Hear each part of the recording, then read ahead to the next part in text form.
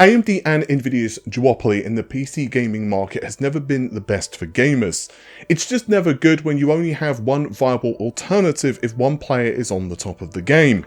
But when Intel's ARC GPUs launched, yeah, they were not in the best place, particularly when it came to their drivers. There was inconsistent performance, particularly when it came to legacy APIs, and stability was not exactly perfect either. Now, multiple driver updates later, and with the price reductions into account, especially with the A750s, I think it's fair to say that they are putting a lot of pressure on various GPUs, for example, Nvidia's RTX 3060.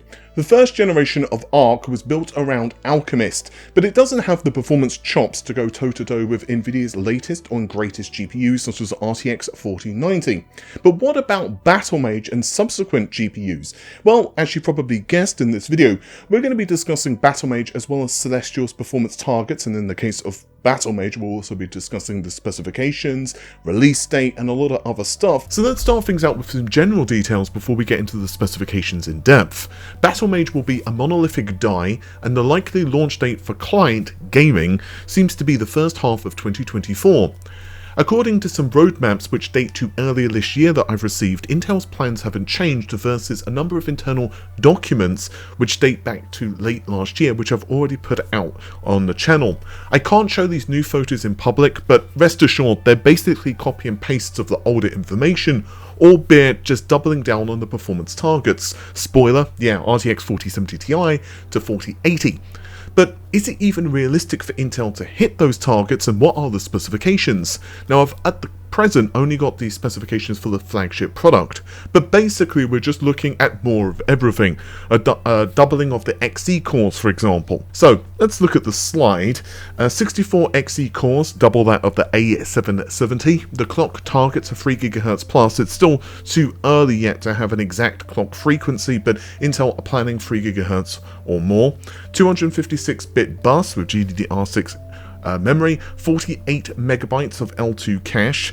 The die size should probably equal to be about similar to the AD103 silicon from Nvidia, with TSMC's 4nm process being utilized.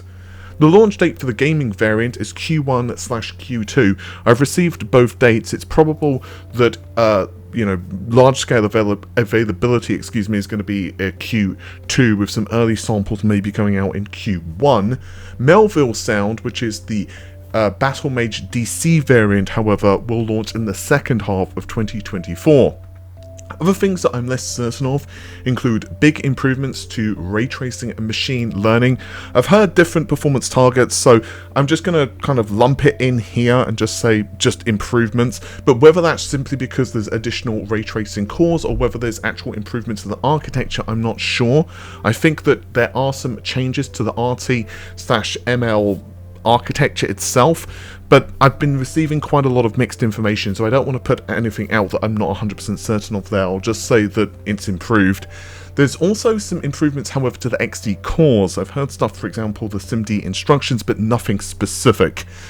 But talking about the performance targets again, yeah, minimum of around RTX 4070 Ti. This isn't new, we've heard it multiple times, but potentially it could brush up to a 4080. This is going to depend on numerous factors such as drivers, final clock frequencies, variables such as the game engine, resolution, ray tracing, optimization by developers. You know the story. But this will mean that for several months, Intel will have a decent alternative for the high end. Naturally though, by the time Battlemage launches, we'll see the internet, the world, hell, the entire universe and reality itself filled with RDNA 4 and Blackwell rumors. So Nvidia and AMD will be head of the performance curve in technical terms after all, but Battlemage should be a great competitor for what it is, depending on release, timing, availability and software stack of course.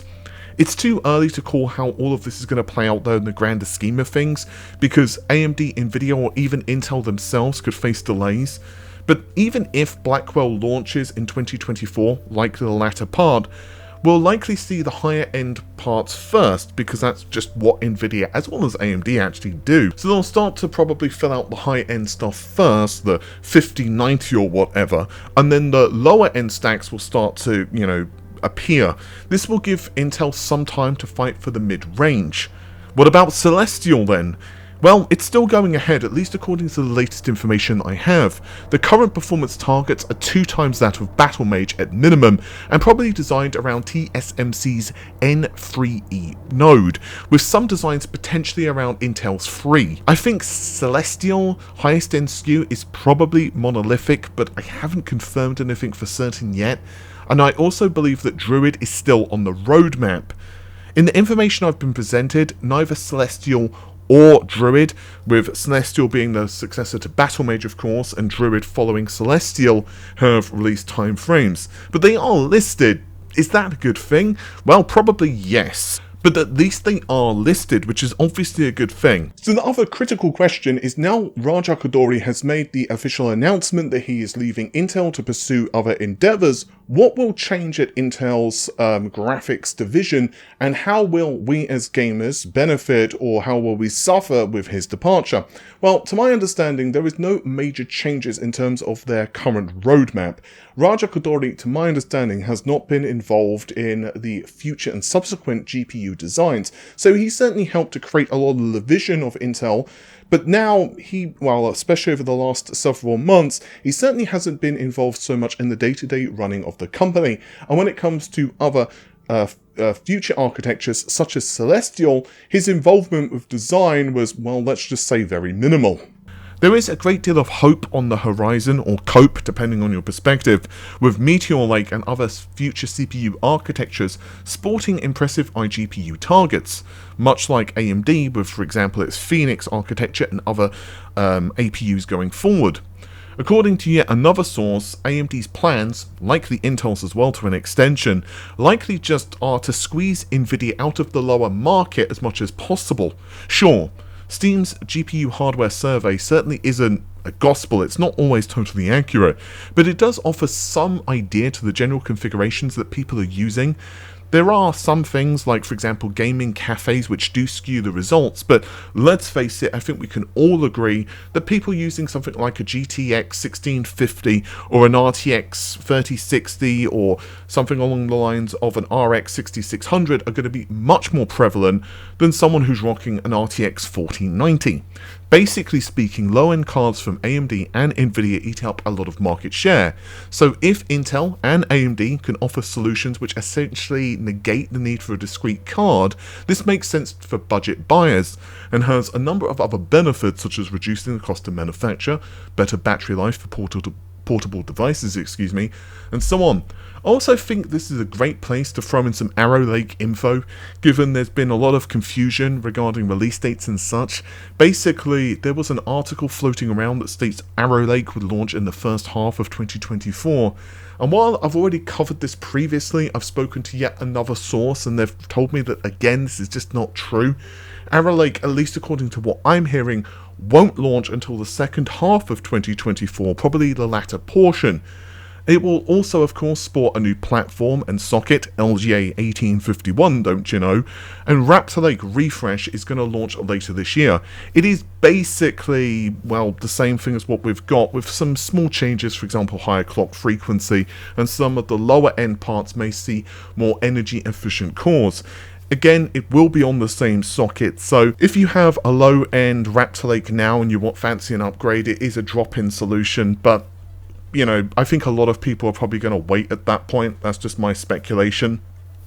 Meteor Lake, though, will see a limited release to my understanding for DIY markets. There's been a lot of alternative takes I've heard from sources, but so far Meteor Lake will probably launch, it seems, but it's going to be the first half of 2024. Basically, it's going to be for like the i5s, and it's probably not going to be that useful for enthusiasts.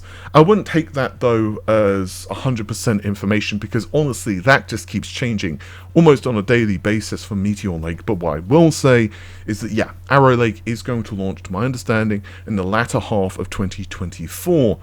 For Arrow Lake itself, in terms of configuration, I've spoken about it a lot, but yes, the core configuration has been cut down. I've been sent some documents. Unfortunately, I can't show them because, again, there's tons of branding on them, which would just make it way too easy to figure out where they came from.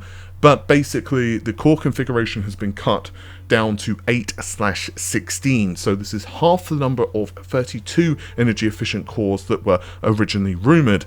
This is due to numerous reasons: power distribution, just making it easier to, ironically enough, run on Meteor Lake sockets. So yeah. As for my present understanding though, Arrow Lake will compete fairly decently with Zen 5 in general terms, but we are basing this on early performance targets, leaks and internal testing from both products, and of course I've not engineering samples all those products myself to test at the moment, so as usual just wait for benchmarks, as the obvious point would be. I'll hold off though on more information because I've actually been fed a bunch of extra Zen 5 stuff and I'm attempting to verify it before I put it out. To my present understanding, Intel's offerings should compete fairly well when it comes to Zen 5, but the usual caveats of course come into play here. Firstly, we are basing all of this off of rumours, and given none of these designs are exactly finalised, i.e. we're not exactly dealing with retail silicon, well, there's a lot of questions still to be asked, and of course with any rumour you should take it with a pinch of salt.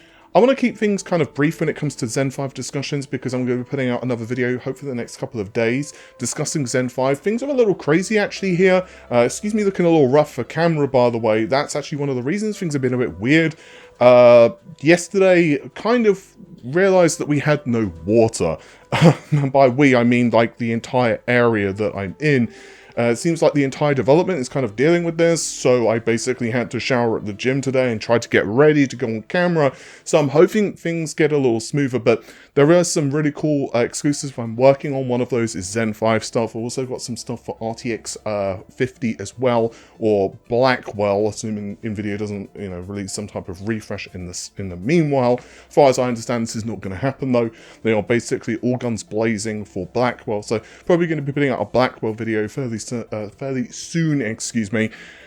But yeah, I think that's just about it for this particular video. Hopefully you guys have enjoyed it. If you have, well, it's YouTube, so of course leave a like on the video. Oh, also, just a really quick thing, I just want to thank everyone for all of the kind comments recently, a lot of Twitter interactions, DMs, emails. I'm doing my best to respond to everyone. I know that I'm not exactly the best when it comes to respond to all the YouTube comments, but honestly, we just get so many, I'm redoing that part.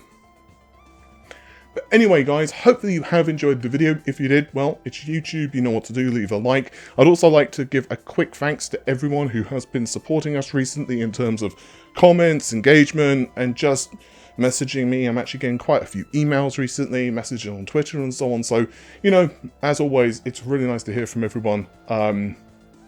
And if you don't hear from me, especially on Twitter or something like that, do feel free to give me another poke, obviously, different time zones and all that stuff. With that said, take care of yourselves, have an amazing day. Bye for now.